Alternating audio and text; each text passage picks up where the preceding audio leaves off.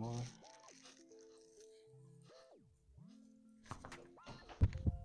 If your neck hurts but nothing happened, this is probably why.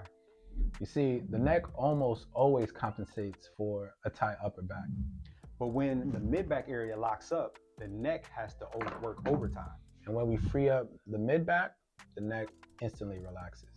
Like and share with somebody that has neck pain.